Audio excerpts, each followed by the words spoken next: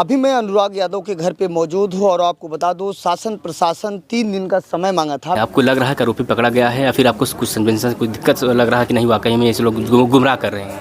गुमराह तो कर ही रहे हैं भाई, हम कैसे माने, हमको दिखाओ पकड़ा गया है। वीडियो फोटो में जो दिख रहा है वो मुजरिम खड़ा है वहाँ, जो मेरे भाई को मारा है उसको लोग पकड़े हैं या खुद वो सरेंडर किया है? वो खुद सरेंडर किया। उसके पिता को आप हत्या करके अपने घर में रहोगे?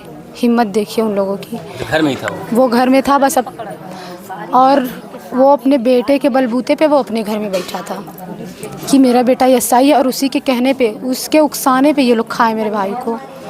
वही वो जब छुट्टियों में आता था बोलता था कि सबको ख़त्म कर देना, जो होगा हम देख लेंगे। और एक उसका चाचा था राजकुमार, वो भी जब भी घर आता था बोलता था सबको साफ़ कर दो, जो होगा हम संभाल लेंगे, ऐसा वो लोग बोलते थे। और एसआई को लोग बोल रहे हैं पकड़ा गया, हमको ना उसका फ़ोटो दिखा, ना वो थाने पे कहीं दिखा, ना उसकी आवाज़ सुनाई गई। भाई क्या होनी चाहिए उसके साथ, कैसे होना चाहिए? अब क्या तो चाहते हैं एसआई जिस पद पे है उसका पद छीन लिया जाए, उसे आजीवन कारावास दिया जाए, और उसके भाई और उसके पिता को मेरे लाल की तरह हलाल किया जाए। मोदी जी एक चैन छीनने वाले का इनकाउंटर करवा दिए योगी जी। जिसने एक लाल को खा गया उसका इनकाउंटर नहीं हो सकता? बताइए, मैं लल्ला को खा के भी जो मर्डर कर दिया उसका इनकाउंटर है नहीं होगा?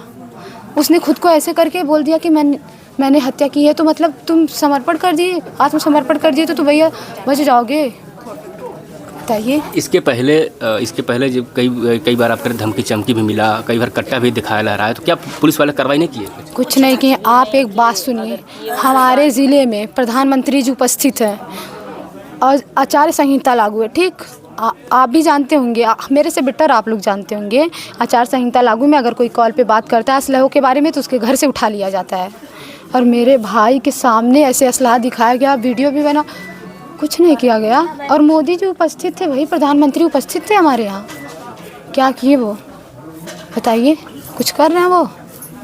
कुछ नहीं कर रहे हैं। अरे अखिलेश भाई तो कुछ बोले भी, योगी जी सच में यार खुद को साबित कर दिए क्या कि मेरे पास परिवार नहीं, तो हम किसी का दर्द नहीं समझ सकते। क्या जिस प्रकार से यादव को लेकर के होता चलता पॉलिटिक्स, अगर मैं बात करूँ तो यादव बनाम यादव देखते थे, बीजेपी है तो ठाकुर बराबर, सारी चीज़ें होता, क्या लग रहा है इसकी वजह से आपके साथ आपके भाई ने? ऐसी बात है, हमको तो पूरा लग रहा है। या आप जातिवाद का छोड़िए, आप पैसे पे आ जाइए, आप पैसे पे आ जाइए। आप लोगों के आंखों में आंसू है ना, मुझे देखिए, हम दोनों बहनों के देखिए आंसू दिख रहा है भाई। बताइए, आंसू दिख रहा है? आज दुनिया पैसे पे मरती है साहब। तुम्हारे पास पैसा है तो तुम्हारे पास पूरी दुनिया है, तुम्हारे पास पैसा नहीं है तुम्हारे पास कुछ नहीं।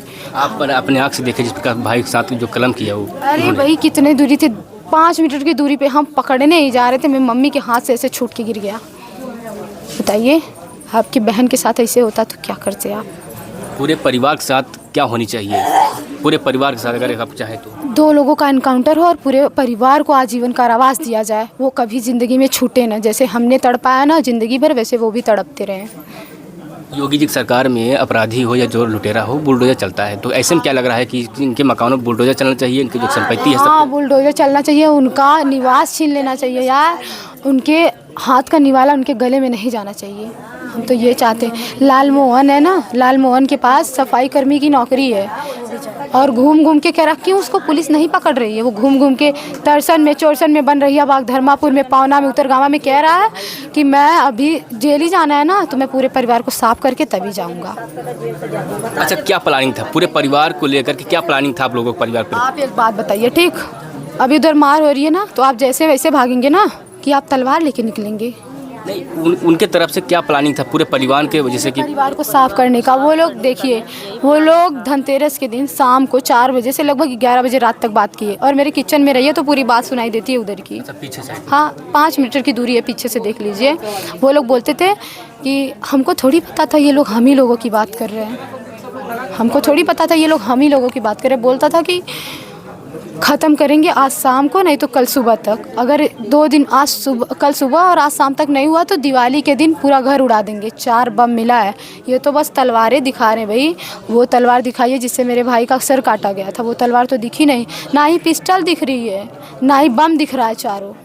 थाने वाले क्या बोल रहे थे? इसके पहले आपने जनता थाने पे कई बार गई, तो थाने वाले क्या बोल रहे थे आपको? क्या क्या क्या बोल के भेज रहे थे वापस? बोले थे कि ये ज़मीन खून मांग रही है, ये ज़मीन खून मांग रही है। मतलब न्याय दिलाने के बजाय में खून की बात कर रहे थे। आप वर्दी पहने हो भैया तो आप हमारा खून पीने के लिए? खून पियेंगे आप हमारा? पी तो गए सब।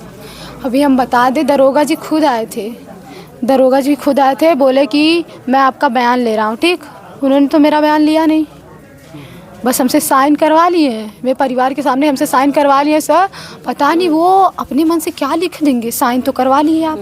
हमने आपके भरोसे पे हमने सोचा कि आप हमें न्याय दिलवाएंगे ना, मेरी बात तो लिखी नहीं आपने। वही दरोगा जी बोले थे कि ये अहिर बिरादरी बिना खून के मारपीट के मानेगी नहीं थाने पर, और उन्होंने एक्सेप्ट भी किया, हम ऐसा बोले हैं। थाना अध्यक्ष राजाराम द्विवेदी थे इसके पहले? जी, राजाराम द्विवेदी जी यहीं हमारे घर पे आके बोले कि अहिर बिरादरी बिना खून के नहीं मानेगी, बिना मारपीट के नहीं मानेंगे ये लोग, हमेशा कहते हैं। उन्होंने एक्सेप्ट किया भाई, हमारे सामने एक्सेप्ट किया। बताइए अच्छा, बताइए ये तो अब फिर आएगा? कैसे न्याय चाहिए आप लोगों की? आप छोटी बहन है? जी बिल्कुल छोटी बहन है, हमारे आंखों के सामने हमारे साथ बैठा था, हमको गले लगा के गया, हमें नहीं पता था हमारे भाई को मार देंगे, लास्ट बार गले लगा रहा है हमें। हम उसके पीछे पीछे भागे, वो आगे ही था हमारे, कब उसको मार दिया। हम 1 सेकंड 2 मिनट की घटना है ये, बस 1 सेकंड भी नहीं लगे, हमारे पैरों तले उसका सर कट के गिर गया। और क्या उसके 1 दिन पहले 2 दिन पहले कभी झगड़ा आपस में वो लोग किए हुए थे? अरे नहीं, मैं आपको बताऊं, मई में झगड़ा हुआ था, उस मई में झगड़ा हुआ था हमारे। फिर वो कट्टा वगैरह दिखाया था, हम लोग थाने पे गए थे, तो वो क्या हुआ कि द्विवेदी जी ऐसे कह दिए। फिर हम लोग चले आए, भाई आचार संहिता लागू थी, हम लोग सोचे हमें न्याय मिलेगा। उस दिन अगर कार्रवाई की गई होती, उसके घर का निरीक्षण किया गया होता, तो आज रहता ना, मिलता उनके।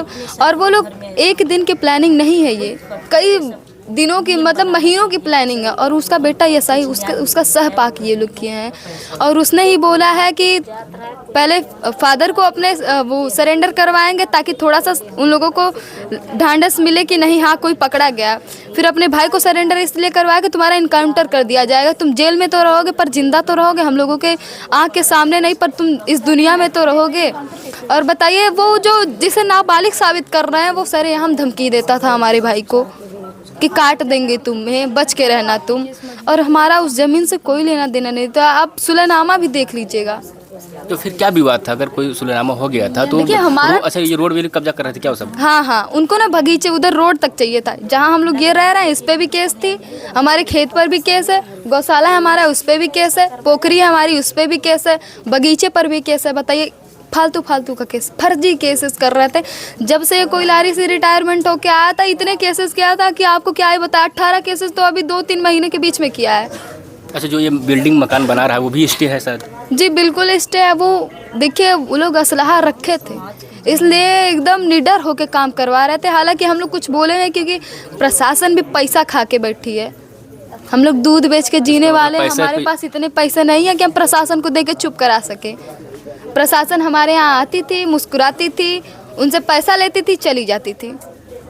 और जो ये लेखपाल कानून को जो आप लोग जाते थे, जो ज़मीन को मुआयना करते हैं, ये सब के बीच बात गई होगी, तो क्या लेखपाल जी हमारे यहाँ आए, नपी नहीं जमीन, हमारा घर नपा, उसका नहीं नपा।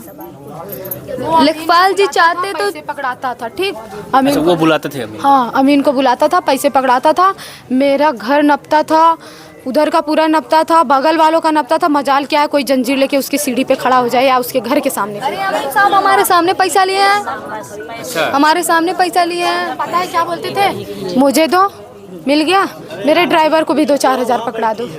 उधर से बोलते थे, उसके पास पैसा था काफ़ी। तो देखिए, ये उनकी बहनें हैं और ये उजाला यादव जो विरहा गायिका है, लेकिन घटना पे ये लोग पहुंचती हैं। तब पुलिस हमारी सुरक्षा करने नहीं आई है। हम आपको बता दें, हमारी सुरक्षा नहीं, वो उसके घर की सुरक्षा कर रहे हैं। कहीं ये लोग आक्रामक होके तोड़ फोड़ ना मचा दे। आपकी सुरक्षा के लिए पुलिस नहीं, जो तैनात पुलिस है अगल बगल, ये आपकी सुरक्षा नहीं कर रहे हैं? क्या करेगी सुरक्षा? उसके घर की रखवाली कर रही है। हमारा लाल खोया, हम जान रहे, वो लोग सरेआम धमकियां दे रहे हैं कि अभी एक को मारे हैं, सारे को मारेंगे, धारा तो वही लगेगी हमारे पे। वो लोग कह रहे हैं पूरे परिवार को साफ करेंगे।